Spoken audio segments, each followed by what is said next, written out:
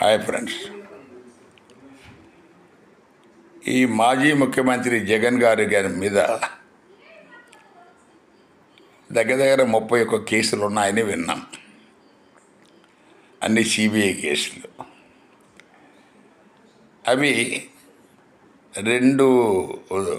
దగ్గర ఒక దశాబ్దమున్నర కాలం, దగ్గర 10-15 ఏళ్ల నుంచి అవి కోర్టులలో నానుతూ ఉన్నాయి.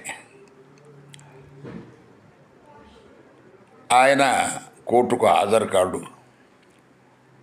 సో ఆయన ప్రెజెన్స్ను కోర్టు ఎన్ఫోర్స్ చేయదు. మరి ఇలా ఎంతకాలము ఆ కేసులు అలాగే కోర్టు ఫైళ్ళలో పెట్టుకుంటారు?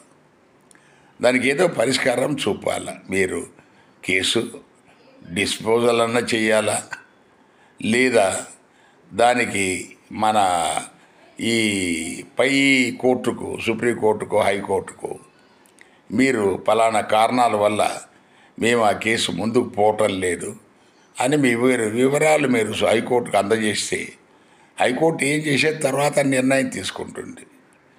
అంతేగాని అలాగే సాగదీసేదో మన నామకే వాస్తే మన వాయిదా నోటీస్ ఇవ్వటం, ఆయన రాకపోవటం, మళ్ళా సైలెంట్గా ఉంటాం, మళ్ళీ ఒకసారి నోటీస్. ఇది ఎంతకాలం ఇలా చేస్తారు?